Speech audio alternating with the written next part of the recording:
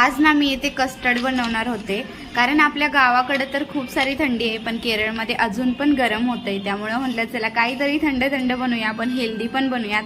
तर त्यामुळे मी इथे ना कस्टर्ड बनवायला घेतलं. तर मी इथे 2 चमचा कस्टर्ड पावडर घेतले, पाऊण वाटी दूध घेतलंय, थोडेसे डाळिंब घेतलेत, ॲपल घेतले आणि बनाना घेतले. आता जे सिजनेबल फ्रूट आहे तेच घेतलेत मी. तर ही कस्टर्ड पावडर ना आधी दुधामध्ये छानपैकी मिक्स करून घेते. तर कस्टर्ड पावडर ना मी इथं दुधामध्ये मिक्स करून घेतले, हे बघू शकता.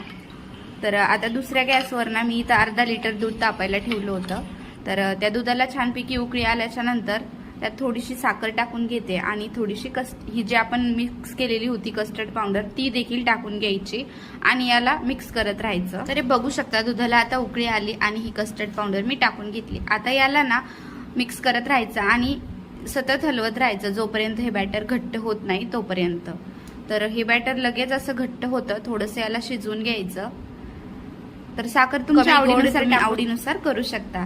तर इथे बघू शकता तुम्ही एकदम असं घट्ट होत आलंय आणि हे खायला पण खूप हेल्दी असतं आणि टेस्टी पण असतं. त्यामुळे म्हटलं चला आज खूप दिवस झाले आता कस्टर्ड काही बनवलं नाही, तर त्यामुळे मग मी इथं बनवायला घेतलं. तर आता याला गॅस बंद करून घेऊया. थोडंसं थंड झाल्याच्या नंतर यात थोडासा व्हॅनिला एसेन्स टाकून घेते, जेणेकरून ना याला एक फ्लेवरिंग चांगला येतो आणि टेस्ट देखील खरंच खूप छान लागते. तर मी इथे व्हॅनिला एसेन्स थोडासा टाकून घेतलाय आणि जे फ्रूट कट करून घेतले होते ना ते देखील टाकले. थोडेसे काजू आणि बदामचे काप देखील टाकून घेतले, जेणेकरून आपलं कस्टर्ड अजून हेल्दी बनेल. हे थोडंसं गोमटच आहे, त्यामुळे यातून थोड्याशा वाफा निघतात. तर याला सगळं असं मिक्स करून ना फ्रीजमध्ये थंड व्हायला ठेवायचं. खरंच खायला ना खरंच खूप टेस्टी झालं होतं. तर तुम्ही पण ही रेसिपी नक्की ट्राय करा. चला भेटूया पुढल्या नवीन व्हिडिओमध्ये. तोपर्यंत बाय. आणि चॅनलवर नवे असेल तर प्लीज चॅनलला लाईक सबस्क्राईब नक्की करा. थँक्यू.